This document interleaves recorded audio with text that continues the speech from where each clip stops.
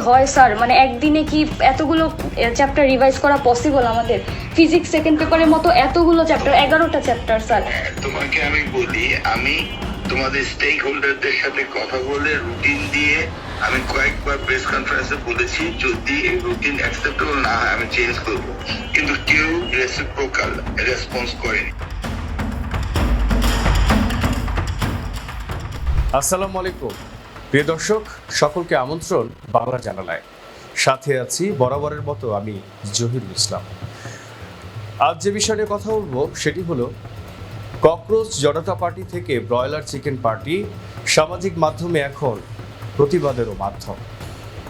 প্রিয় দর্শক, ভারতের সুপ্রিম কোর্টের প্রধান বিচারপতি সূর্যকান্ত এই বছরের 15 মে একটি মামলার শুনানিতে পরজীবী ও তেলাপোকা বা ককরোচ শব্দটি ব্যবহার করেন।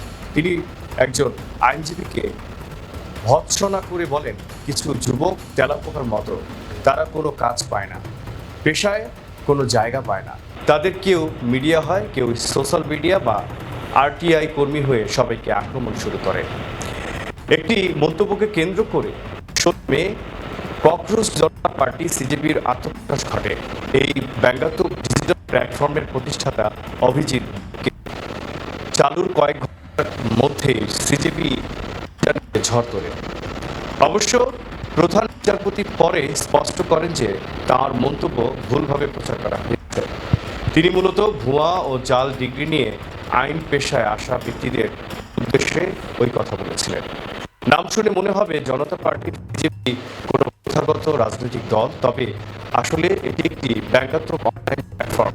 প্ল্যাটফর্মটি প্রতিষ্ঠার অল্প সময়ের মধ্যে সামাজিক যোগাযোগ মাধ্যমে লাখ লাখ অনুসারী তৈরি হয়। বর্তমানে ইনস্টাগ্রাম সিজেপির অনুসারী সংখ্যা 2,22,00,000 ছাড়িয়েছে। ভারতের যে কোনো রাজনৈতিক দলের চেয়েও এটি অনেক বেশি। প্রিয় দর্শক, এদের মূল স্লোগান হলো অলস এবং বেকারদের কণ্ঠস্বর। সিজেপির 30 বছর বয়সী উদ্যোক্তা অভিজিৎ দীপ সাংবাদিকতায় স্নাতক করেন। বর্তমানে তিনি যুক্তরাষ্ট্রের বোস্টন ইউনিভার্সিটিতে পাবলিক রিলেশনস বিষয়ে স্নাতকোত্তর করছেন। 2020 থেকে 2023 সাল পর্যন্ত অভিজিৎ আম আদমি পার্টি আপের সঙ্গে যুক্ত ছিলেন। তিনি দলটির সোশ্যাল মিডিয়া টিমে স্বেচ্ছাসেবক হিসেবে কাজ করেছেন। 2020 সালের দিল্লি বিধানসভা নির্বাচনে কেজরিওয়ালের দলের হয়ে মিম ভিত্তিক ডিজিটাল প্রচারণায় তিনি বড় ভূমিকা রাখেন। প্রিয় দর্শক, অভিজিতের সিজেপির উদ্যোগে সমর্থন জানিয়েছেন অনেক রাজনীতিবিদ, অধিকার কর্মী ও শিল্পী। প্রতিযোগিতামূলক পরীক্ষায় লাগাতার অনিয়ম এবং প্রশ্ন ফাঁসের জন্য ভারতের শিক্ষামন্ত্রী ধর্মেন্দ্র প্রধানের পদত্যাগের দাবিতে দলটির উদ্যোগে 6 জুন দিল্লির যন্তর মন্তরে প্রথম বড় ধরনের বিক্ষোভ সমাবেশ অনুষ্ঠিত হয়। ডিজিটাল দুনিয়া থেকে সাধারণ মানুষ ওই দিন প্রথমবারের মতো রাজপথে নেমে এসে প্রতিবাদ জানায়। প্রথম সমাবেশের পর দাবি পূরণ না হওয়ায় 20 জুন থেকে যন্তর মন্তরে অনির্দিষ্টকালের জন্য লাগাতার অবস্থান কর্মসূচি ও সমাবেশ শুরু করে দলটির সমর্থকরা। শিক্ষার্থীদের সমর্থনে 28 জুন বিশিষ্ট সমাজকর্মী সোনাম ওয়াংচু এবং বেশ কয়েকজন শিক্ষার্থী সেখানে আমরণ অনশন শুরু করেছেন, যা আজ 15 জুলাই পর্যন্ত টানা 19 দিন ধরে চলছে। প্রিয় দর্শক, এদিকে বাংলাদেশে সারা দেশে টানা বৃষ্টিপাত, বন্যা ও জলাবদ্ধতার মধ্যেও এইচএসসি পরীক্ষা চলমান রাখায় তোপের মুখে পড়েছেন শিক্ষামন্ত্রী। চলমান এইচএসসি পরীক্ষা স্থগিত না করায় শিক্ষার্থী ও অভিভাবকদের সমালোচনার মধ্যে সামাজিক যোগাযোগ মাধ্যমে ছড়িয়ে পড়ে শিক্ষামন্ত্রী ডক্টর আ.ন.ম এহসানুল হক মিলনের একটি ফোনালাপের ভিডিও। রাজধানী সিটি কলেজের এক পরীক্ষার্থীর অভিভাবক মন্ত্রীকে হোয়াটসঅ্যাপে কল দিয়ে মেয়ের সঙ্গে কথা বলার ব্যবস্থা করে। সেই কথোপকথন অন্য একটি মোবাইল ফোনে ধারণ করা হয় এবং পরে তা সামাজিক যোগাযোগ মাধ্যমে ছড়িয়ে পড়ে। ভিডিওটিতে পরীক্ষার্থীদের শারীরিক অবস্থা নিয়ে কথা বলতে গিয়ে মন্ত্রীকে বলতে শোনা যায়, এগুলো তো ফার্মের মুরগি, একটু বৃষ্টিতে ভিজলেই জ্বর চলে আসে। একই কথোপকথনে মন্ত্রী দাবি করেন পরীক্ষা স্থগিতের পক্ষে তিনি ব্যক্তিগতভাবে মত দিয়েছিলেন, তবে জেলা প্রশাসন, শিক্ষা বোর্ড এবং সংশ্লিষ্ট অংশজনদের সঙ্গে বৈঠকে আবহাওয়ার পূর্বাভাস ও অন্যান্য বিষয় বিবেচনা করে পরীক্ষা চালিয়ে যাওয়ার সিদ্ধান্ত নেওয়া হয়। তিনি আরও বলেন, 5টা পর্যন্ত মিটিং করেছি, কেউ রাজি হয় না। আমি 1% অল আদার্স। তুমি পরীক্ষা দিয়ে ফেলো, কোনো চিন্তা করো না। ওকে, ঠিক আছে স্যার। স্যার আরেকটা কথা স্যার, আমাদের রুটিন দেখেন sir, higher math second paper sir, আপনি তো অবশ্যই জানেন আমাদের সিলেবাস সম্পর্কে, কনিকের মতো মানে এত ডিফিকাল্ট চ্যাপ্টারগুলো স্যার, একদিন মাত্র ছুটি, সেটা কি হয় স্যার? মানে একদিনে কি এতগুলো চ্যাপ্টার রিভাইজ করা পসিবল আমাদের? ফিজিক্স সেকেন্ড পেপারের মতো এতগুলো চ্যাপ্টার, 11টা চ্যাপ্টার স্যার। তোমাকে আমি বলি, আমি তোমাদের স্টেক হোল্ডারদের সাথে কথা বলে রুটিন দিয়ে আমি কয়েকবার প্রেস কনফারেন্সে বলেছি, যদি এই রুটিন অ্যাকসেপ্টেবল না হয় আমি চেঞ্জ করবো, কিন্তু কেউ রেসিপ্রোকাল রেসপন্স করেনি।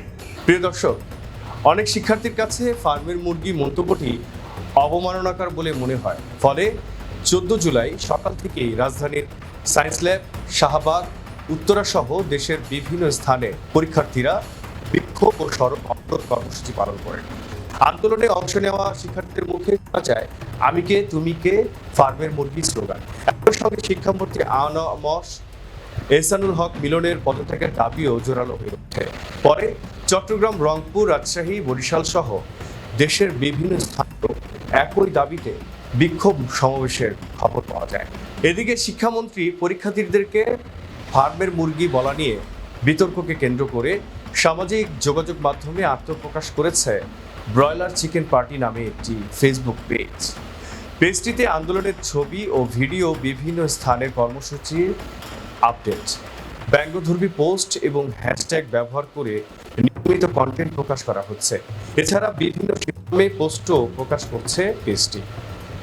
এই সমালোচনায় যুক্ত হয়েছেন জাতীয় নাগরিক এনসিপির মুখপাত্র আসিফ মাহমুদ সজীব ভুঁইয়া। মঙ্গলবার 14 জুলাই সামাজিক যোগাযোগ মাধ্যমে একটি স্ট্যাটাসে আসিফ মাহমুদ লেখেন, 17 বছরের ফার্মের মুরগিদের খাঁচা থেকে বের করে মুক্তির স্বাদ দেওয়া শিক্ষার্থীদেরই বলা হচ্ছে ফার্মের মুরগি। এহসানুল হক মিলনের উদ্দেশ্যে তিনি আরও লেখেন, যাদের ফার্মের মুরগি বলেছেন তাদের বন্ধুরা শহীদ হয়েছে বলেই আপনি শিক্ষামন্ত্রী হয়েছেন। এদিকে মঙ্গলবার বিকেলে নারায়ণগঞ্জের সোনারগাঁওয়ে জুলাই পদযাত্রায় অংশ নিয়ে এনসিপির দক্ষিণাঞ্চলের মুখ্য সংগঠক ও কুমিল্লা 4 আসনের সংসদ সদস্য হাসনাত আবদুল্লাহ শিক্ষামন্ত্রীর উদ্দেশ্যে বলেন, এই ফার্মের মুরগিরা রাস্তায় নেমেছিল বলেই আপনি আজ শিক্ষামন্ত্রী হয়েছেন। শিলং থেকে সংবিধান বিশেষজ্ঞ আসতে পেরেছেন। সাংবাদিক জামিল আক্তার লিখেছেন, ব্রয়লার পার্টি এসে গেছে, ককরোচ পার্টির মতো কি এটা জমবে? একইভাবে জুয়াইয়া নওশিং লিখেছেন, ককরোচ জনতা পার্টি থেকে উদ্ধুত্ত ব্রয়লার চিকেন পার্টি। কি এক জেনারেশনের পাল্লায় যে পড়ছে মুরব্বীরা এখনও টের পাচ্ছে না। প্রিয় দর্শক, ব্রয়লার চিকেন পার্টি শেষ পর্যন্ত সাময়িক অনলাইন প্রতিক্রিয়ায় থাকবে নাকি দীর্ঘমেয়াদে একটি ডিজিটাল রাজনৈতিক প্রতিবাদের প্রতীকে পরিণত হবে তা এখনোই বলা সম্ভব নয়। তবে একটি বিষয় স্পষ্ট, বাংলাদেশের রাজনীতিতে সামাজিক যোগাযোগ মাধ্যম এখন শুধু মত প্রকাশের জায়গা নয়, নতুন প্রতীক, নতুন স্লোগান এবং নতুন রাজনৈতিক ভাষ্য ও প্রতিবাদের গুরুত্বপূর্ণ ক্ষেত্র হয়ে উঠেছে। প্রিয় বন্ধুরা, আপনার কি মনে হয়? আপনার মূল্যবান মতামত জানাতে পারেন এই ভিডিওর কমেন্ট বক্সে। যদি ভিডিওটি ভালো লাগে তবে অবশ্যই লাইক, কমেন্ট, শেয়ার এবং সাবস্ক্রাইব করে চ্যানেলটির পাশে থাকবেন। আল্লাহ হাফেজ।